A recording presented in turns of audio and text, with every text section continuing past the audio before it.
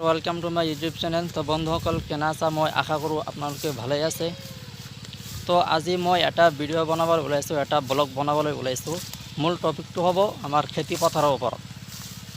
जेहेतु खेती पथार नहले मानुह जीयाइ थाकिब नोवारिब। कोनोबाई जदि चाकरी करि आछे चाकरिर पैसा दी इत्यादि बस्तु सामग्री किनिब पारिब, किन्तु कृषके जदि धानेर खेती बा इत्यादि सब्जिर खेती যদিহে নকৰে তেন্তে যিসকল মানুহে চাকৰি কৰি আছে সেইসকল মানুহ কি খাই বাচিব। তো আজি এইটো মূল টপিক। সব বন্ধুসকল মই আজি এজন কৃষকৰ ওচৰত আহিছোঁ। কৃষক ক'ব কিমান লকডাউনৰ মাজত কিমান টকা ক্ষতিগ্ৰস্ত হ'ল, কেনেকুৱা মাল বিক্ৰী কৰিব পৰা নাই নেকি, না কি হৈছে কৃষক ক'ব। তো দাদা কৈ দিয়াচোন দৰ্শকসকলক, আপনি যে লকডাউনের মাজত মাল যে বিক্রি করব না কিমান টকা ক্ষতিগ্রস্ত হয়েছে আপনার?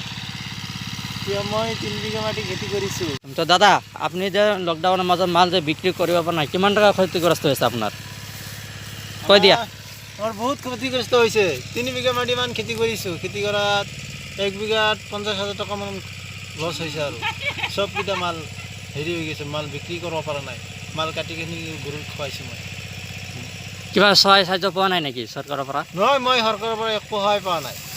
সৰকাৰে দিয়া নাই। মই দৰখাস্ত দিছিলোঁ, মই সহায় পোৱা নাই। যিবিলাক খেতি নকৰা হৈছে মানুহ এইবিলাকে সহায় পাইছে। আমি খেতি কৰা মানুহ, আমাক এটকাও দিয়া নাই। তা আপোনাৰ মাটি কেইবিঘা? 3 বিঘা মাটি আবাদ কৰি খেতি কৰিছিলোঁ। 3 বিঘাত 50,000 মান, বিঘাতে 50,000 গৈছে আৰু লছ হৈছে। লছ।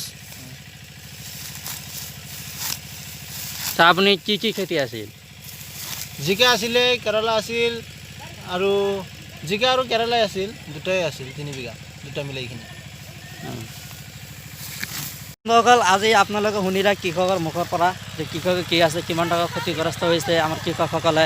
তো চৰকাৰে কিবা একটা সুবিধা কৰি দিব লাগিছিল, কিন্তু এতিয়ালৈকে কৃষকসকলে একো পোৱা নাই।